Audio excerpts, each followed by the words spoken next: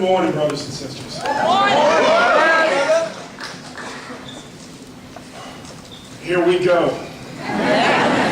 We are gathered today on Trump's doorstep to let the world know we intend to get rid of his doormat.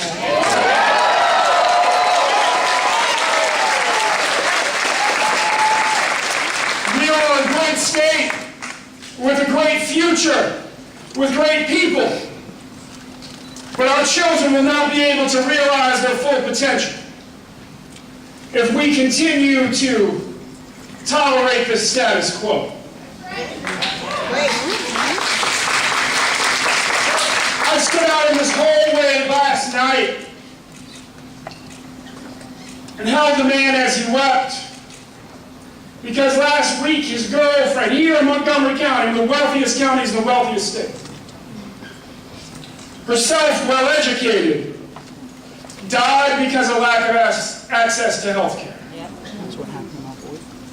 I've driven north of here into Montgomery Village to start my week a few weeks ago and met with a young Muslim American professional who had just buried 2 honor students who had been riddled with 20 bullets. Passed through work in Baltimore, where the headline was at one high school 5 students had been buried. Ended up in a backyard in Talbot County. Young white girl coming home from middle school comes up to me and just wants to talk about the 3 classmates she's buried this year because they were addicted to opioids.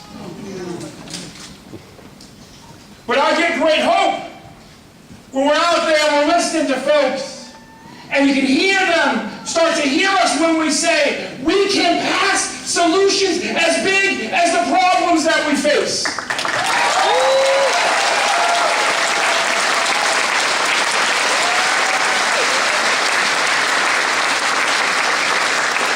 There was a time not long ago in this state when we did big things, when we came together, when the powers that be of both parties said, no, you will not be able to pass marriage equality and pass the DREAM Act and abolish the death penalty.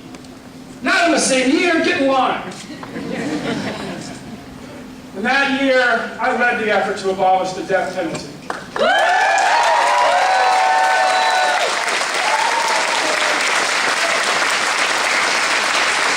Co-chaired the successful effort to pass the DREAM Act.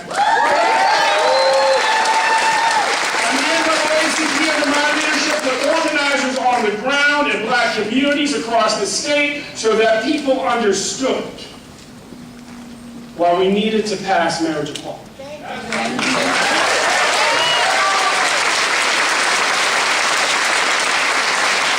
And we won every single battle that year.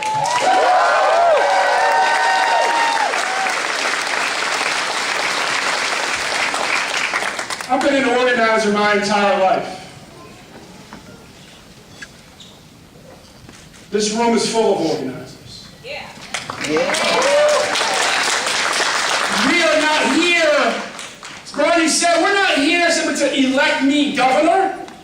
Bernie and I have been organizers since we were young.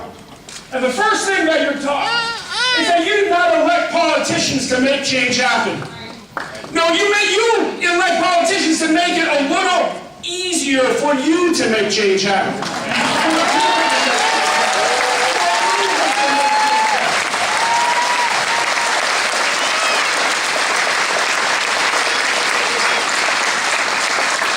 Let me be very clear. I'm asking you to help put me in the governor's office so it will be easier for us to govern. It'll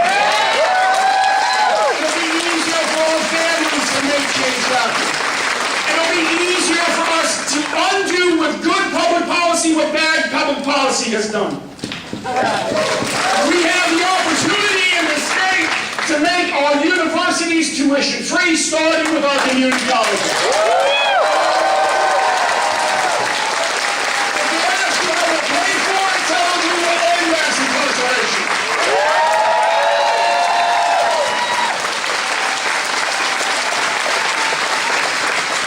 We have the opportunity make sure that we don't have any more neighbors burying loved ones because they didn't have access to health care. We can pass single payer. And if you ask me how we're going to tell them that we're tired of being 60% of farmers' profits when we're only 5% of the world's people. That's right. That's right. We can close corporate loopholes and make sure that the big box stores pay as much taxes as we do. And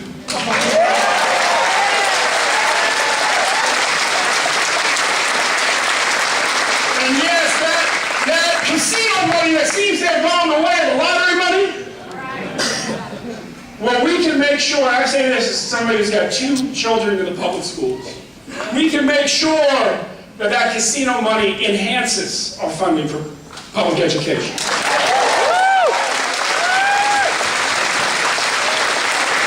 Folks say, Ben, when you run into the left and you run into the right, I say I'm running towards the people. And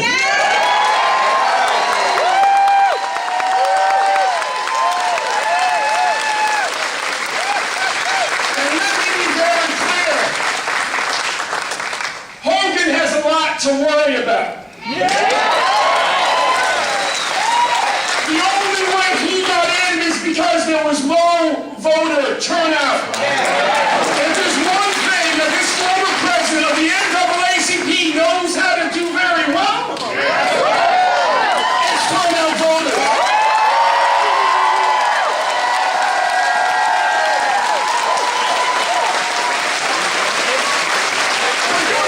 I want you to be very clear.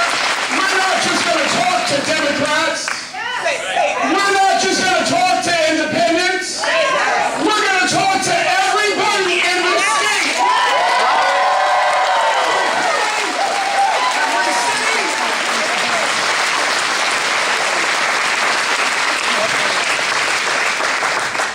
And Larry, if I may call him that,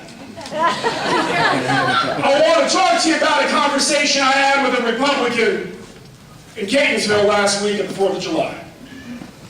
See, we got done talking about making sure that all of our kids would have a good teacher in every classroom, making sure that every Marylander would have access to health care, that we would close corporate loopholes, we would end mass incarceration.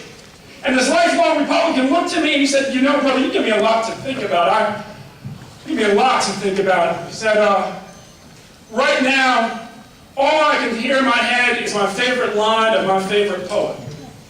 I said, what's the favorite line? Your favorite line of your favorite poet? He said, we have a lot more in common than we have uncommon. I said, now that sounds familiar. Who's your favorite poet? He said, Dr. Maya Angelou. So you've got to look for the signs on the road, but when you got Republicans quoting Maya Angelou back to you, I think Larry Hogan has a reason to be worried. I don't know.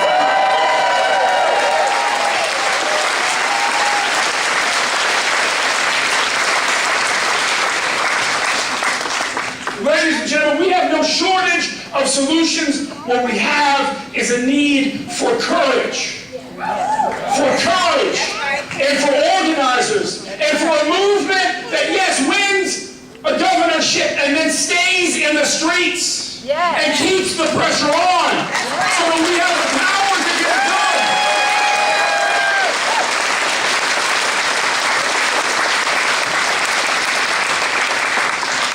So if you're talking to your friends and they say, where were you this morning? Just say, hey, I turned out to that Our Revolution meeting to listen to Nina and Bernie and Ben, Brother Keanu too, Bob as well. And we're building a movement on Trump's doorstep to get rid of Trump's doormat.